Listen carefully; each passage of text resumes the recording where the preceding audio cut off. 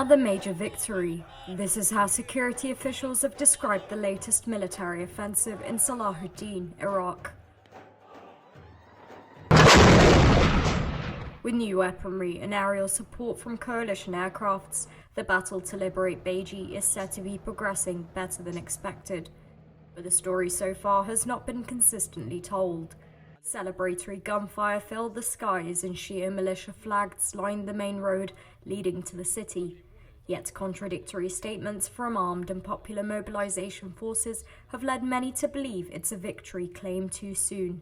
Without open media access to the battle site itself, the authenticity of government information is difficult to verify.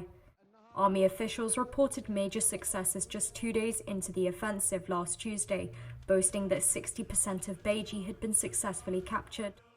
A day later, the city's town centre, where Islamic State militants have been firmly embedded, is said to have slid back into the hands of official Iraqi forces. Militias were seen placing an Iraqi flag on the site of Al-Fatah Mosque on the southern tip of Baiji, and while this evidence does support the government's interpretation of events, it may not be enough to uphold their claims. Field officers insist that the oil refinery has been re-seized, one of Iraq's largest, reversing gains by ISIL in the past year. Advances were followed by a military order to trace and deactivate mines and explosives, according to Field Lieutenant Adil Hasib. A statement from the US military echoed the high spirits of Iraqi commanders.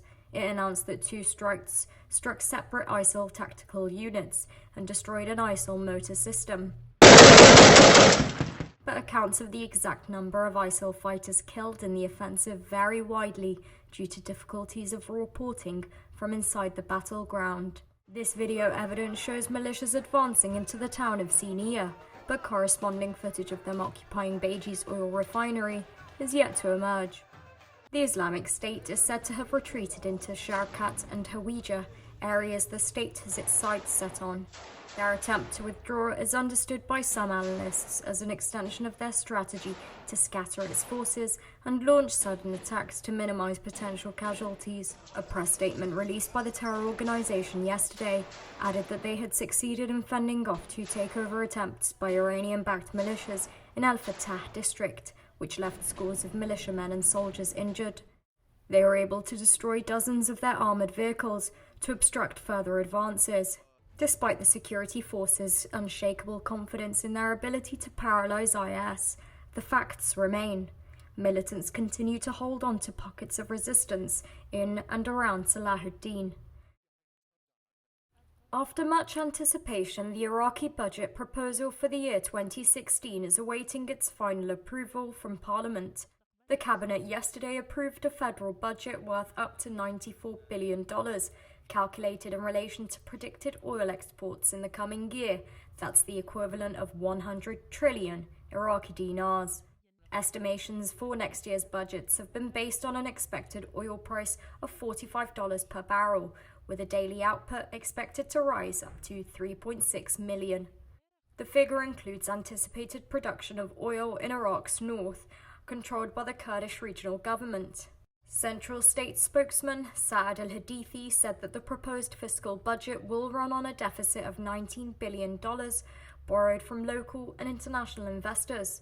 A statement published by the Prime Minister's office last week confirmed that the Council of Ministers approved a law that will see the reduction of salaries and pensions of government employees. This is part of Mr. Abadi's ongoing reform package, but the decision has prompted an angry response from those who will be directly affected. It seems that the state remains confronted by an unavoidable fiscal crisis, ushered in by the rise of ISIL and the slump in oil prices. These together have forced the government into deficit spending, and recovery, at best, is likely to come slowly, in spite of its oil wealth. The Iraqi economy and its oil production more specifically have suffered the heaviest blow in the past 13 years of interminable violence, with consequences that reverberate until today.